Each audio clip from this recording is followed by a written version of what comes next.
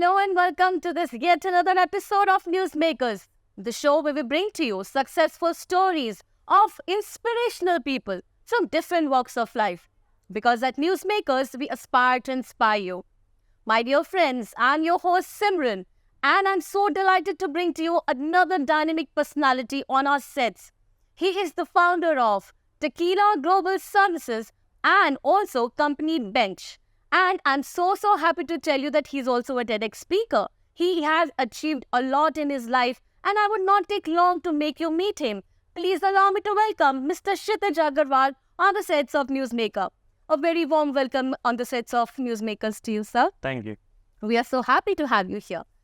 So I would like to begin. So there is a very famous saying that Rome was not built in a day. And when I see your journey, I'm sure that you must have been through a lot to reach this level. Right. Please tell us about your journey till now. So basically, it's a long journey, right? And but I would say I became an entrepreneur at the age of 10, I believe, right? Oh, wow. And you can say things are found when you have some some problems in life, right? Mm-hmm. So for example, when I was, I think, hardly in third class or fourth class, my father had some major loss in business. Okay. And there were some financial conditions, we had to borrow money and, and all those things. And there was a stage where I had to switch from a convent school to a government school, right? But my mom actually at that time, she took a step forward and she said, let me take care of it. And she started her coaching classes that time, right? Oh, wow. And she inspired me a lot. And within, I think, couple of years, I think I also thought I should also give it a try. Mm-hmm. And when I was in fifth class, I used to teach people of just first class and second class. Oh, wow. I remember almost teaching 4-5 students, each giving me 200 rupees. So I was at an age of 10, I was earning 1,000 rupees a month, which is, trust me, it was like I'm a millionaire at that time, I'm right? sure. And that continued, that came into me. And I think from that day, I've never asked the pocket money. Mm-hmm. I used to take care of me. I used to take care of my sister as well. Of course, she also started the entrepreneur journey as well. Her name is Sakshi.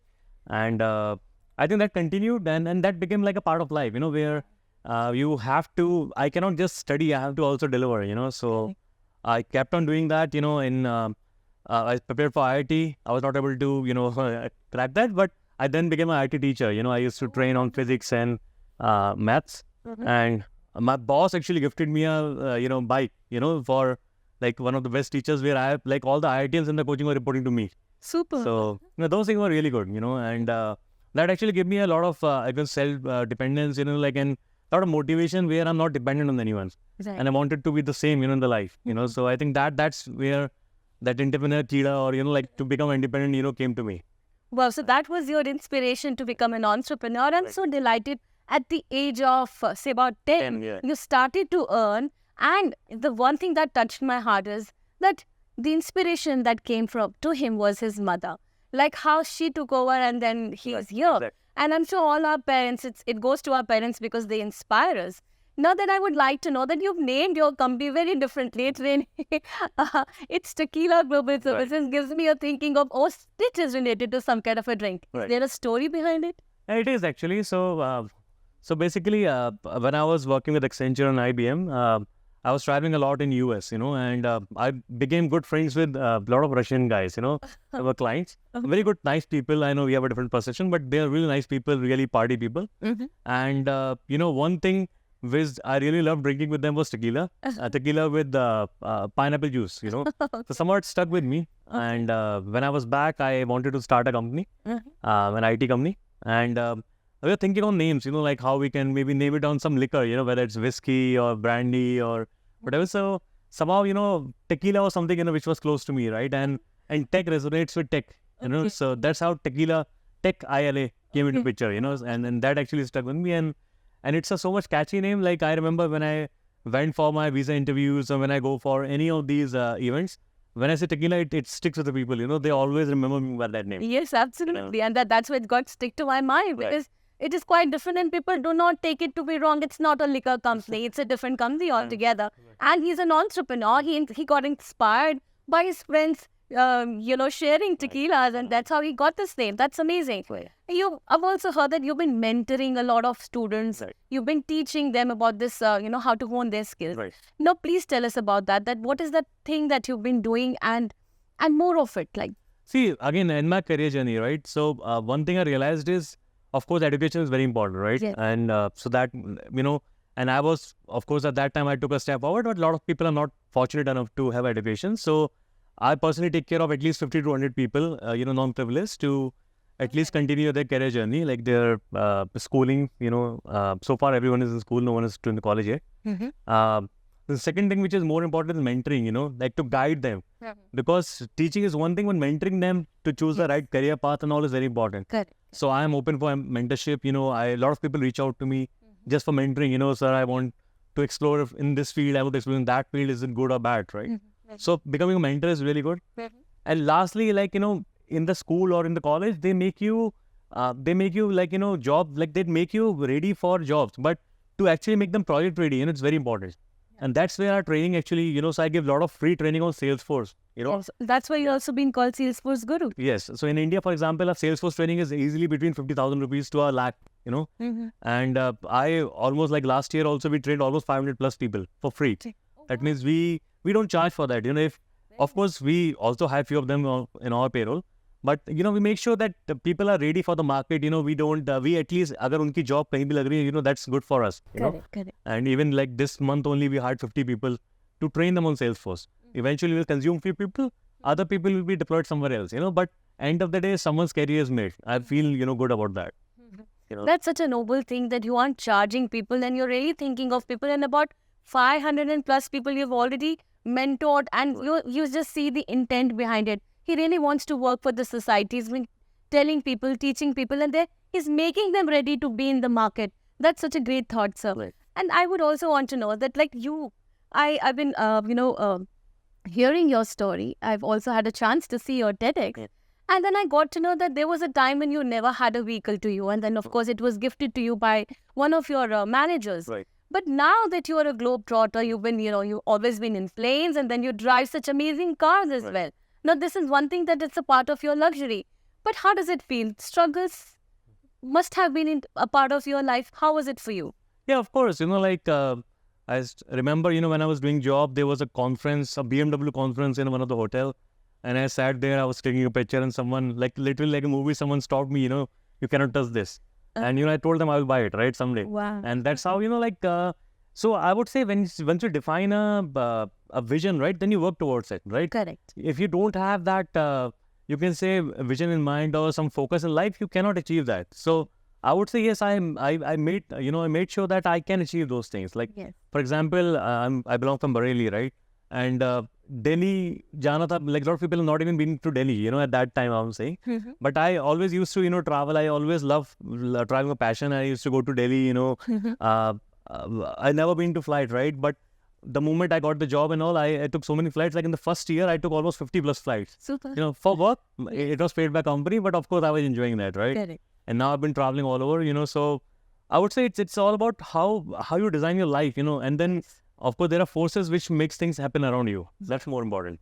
Yes, such a great thought. It's so good to hear from a person who's absolutely achieved by his own willpower, his inspiration by his parents, and there's a lot that you've come up in this life. And I'm sure my audience who are watching you right now, they must be getting a lot inspired with your journey. Okay. Now, I would also be wanting to know, sir, that so there are a lot of people in the industry who are from the IT industry, and they, because it's artificial intelligence, there's a lot that has come up in the market. Our world is progressing. What is that one skill, or maybe series of skills a person should have to sustain in the market? Because there are a lot of layoff happening. People are losing job, Right. and we really need to hone our skills. What is, according to you, to sustain in the market in the IT industry? See, one thing I want to mention here is like, of course, there are less jobs here, but there is also a shortage of skilled labor.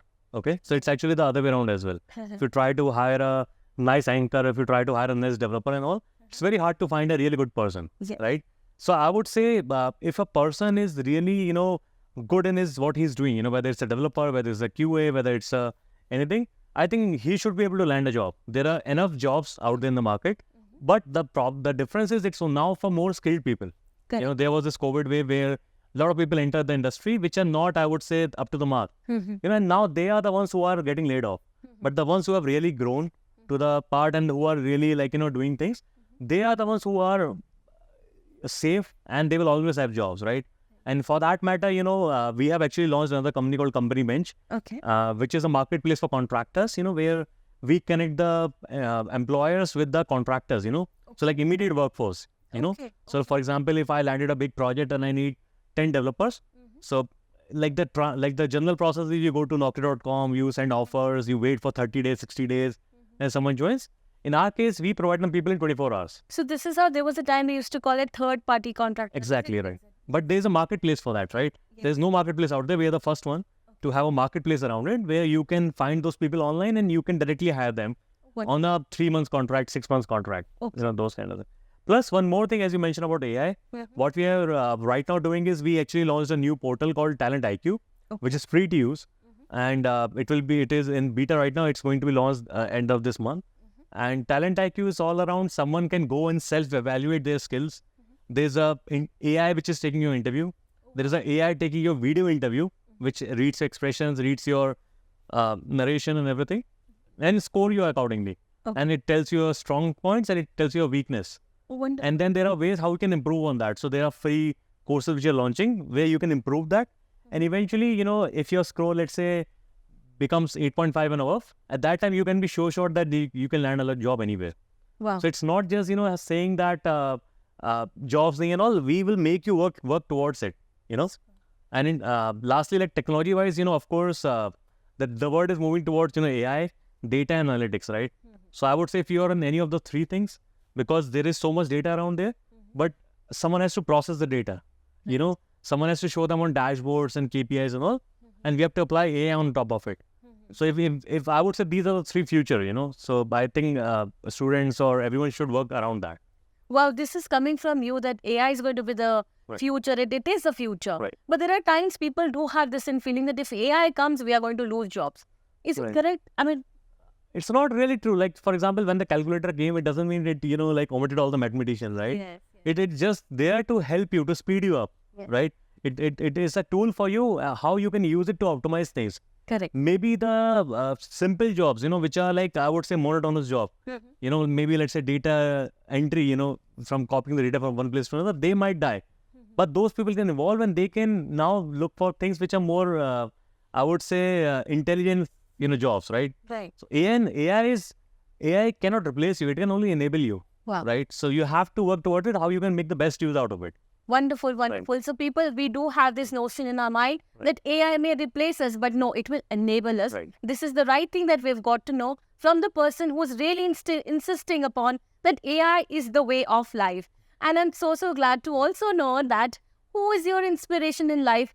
Your family. I know that it's your mother, but besides that, is there somebody who's inspiring you to be the one you are? So a lot of people, see, my mom, of course, always, right?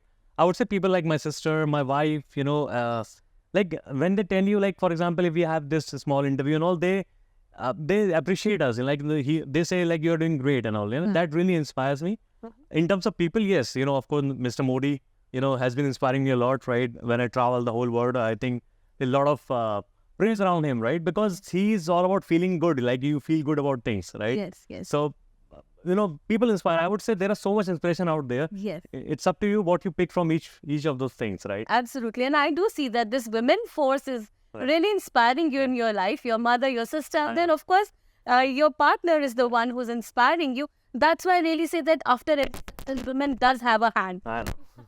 So I would really be wanting to know who's that person in your life who's inspiring you. I know it's your mother, but there must be somebody else who's really inspiring you to be here in this life.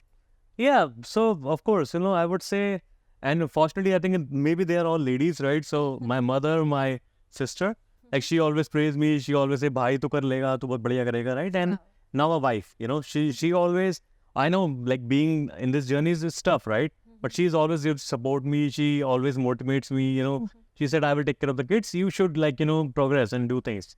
So there's a lot of things out there. Other than that, in terms of famous people, there are a lot of people like Mr. Modi I'm very inspired with, like, as I said, I travel the world. So that is like, his name is like personate with, like, resonates with India, right? Yes, Everyone yes. say, we know Mr. Modi, we know Modi, he said, everyone says, right? So they love him, as a person, as a, you can say, feel good factor in the force for the India. Correct. Where I would say people like us still want to stay in India because of him, because we have a hope. And we know that India can really become the next superpower, Super. right? Yes. So, there are a lot of inspiration out there. And it's up to us how we get the best, like from each of them and try to use in your life. Yes, absolutely. I do see that women is playing a vital role in your life. All three women have been, that guiding force for you. And you very rightly said, our Honorable Prime Minister, Mr. Modi ji, has been a superpower, is making India a superpower. And with that, there is a very, very important question hitting my mind that yesterday only we've had this wonderful achievement that India, witnessed, that Chandrayaan-3 landing on moon. We are now at moon. How does it feel, sir? Trust me, like it's. So I've seen people, like just partying, like, it's like a cricket match when someone hits a century, right? It was like that. Like everyone was so happy. Yes. Everyone was praising. Even in my office, we distributed sweets. Wow. We had those nice celebration. We actually gave up almost like a day off, after that. Super. So, and a big screen and all. It's very inspiring and it's an achievement, right? Like I saw a cartoon somewhere, where someone was like, ISRO was knocking the door in NASA, right? And now it's the other way around. Yes. And NASA comes and knock the door, like, can you send our rockets? Wow.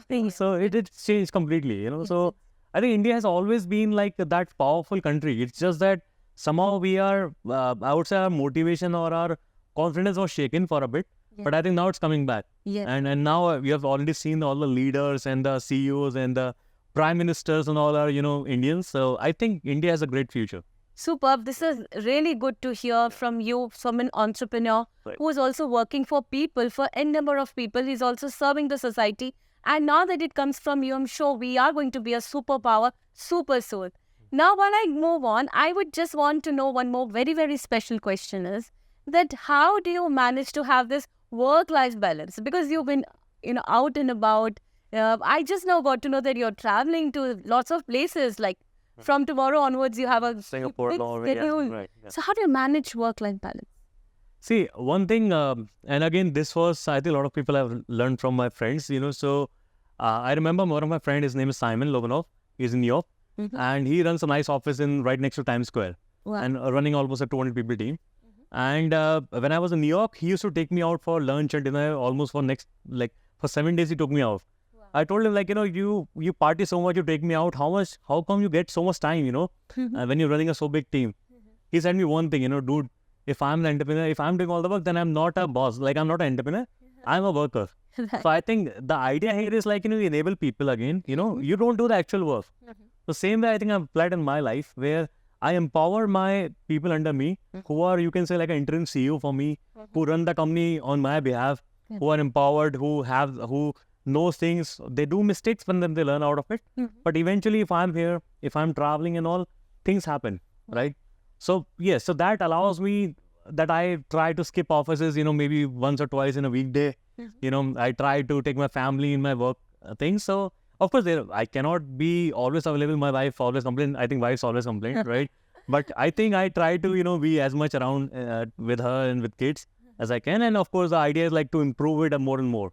Yes. So you've kept your office at auto mode, like if you're not around, it's still running. Right. So people, there is a takeaway here that when you become an entrepreneur, you really have to put your things at such a pace that you also hone your employees, let them do the working, and you see them and you always empower them to do things for you. And that's how you get to manage this work-life balance, like Chitiz ji is already doing it. Right. Now, my last and a final questions, and it's also very important because there are a lot of budding entrepreneurs who are watching you, and they watch for such people who are, of course, doing for the society like you. I would want to have that one advice for them as to what is that one thing that they should be doing to become like you. See, yeah, of course, I see a lot of young generation who are really passionate and they have that capability to deliver, right? But I would say my advice is multiple parts. So the first part is whatever you're working on, right? You should first validate the idea, because sometimes people just jump into it and they don't see what is your competition, what's your market, you try to do something which is not viable, right? Correct. You cannot sell. So one is you should first check your market, check your competition. Second is you should have a mentor. Mentor is very important. And I would say a mentor may be from the same industry. If you want to do something recruitment, take the top recruiter or take the top guy from the recruitment agency, right? As your mentor. And once you have validated the idea, once you know ki, you have someone to tell you, then you pick a problem, whatever you're trying to solve, and only solve that problem. Don't try to do 100 things. I've seen people trying to do 100 things, ye bhi kar lenge, wo bhi kar lenge, ye bhi kar lenge, nahi. Solve, like instead of doing solving 100 problems, take one problem and solve it 100 times. Wow. So that time now you become expert, then no one can copy you. Super. Right? So that is people don't realize. They try to do a lot of things and maybe one can succeed, one cannot. And it also burn you out. But having one problem and solving it to the extent, I think that's a key, which I've learned, eventually. So basically to focus on one thing and, you just master the art. Right. This is what you're trying to say, my dear audience. By now, I'm sure you must have put on this thing into your mind that you have to be focused on one thing. Do not just, deter on different things and, just try to learn a lot. And do have a mentor in your life. Like Chitiz ji just told us, and thank you so much for being with us here.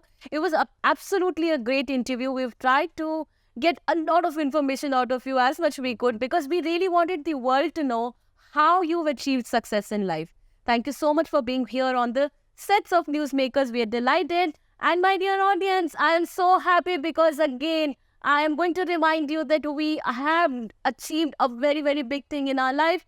Our India is now progressing and we are on moon. Ab hum chand pe pahunch chuke hain. So with that feeling, with that, very patriotic feeling, I would like to say bye and also remind you, my dear friends, that if you have a story to share and you would like to be here on the couch and tell your success story, please do not wait. Our numbers and our email is reflecting here. Call us and be here and share your story with us super soon because we are excited to meet you. Till then, have a very, very blessed life. Jai Hind.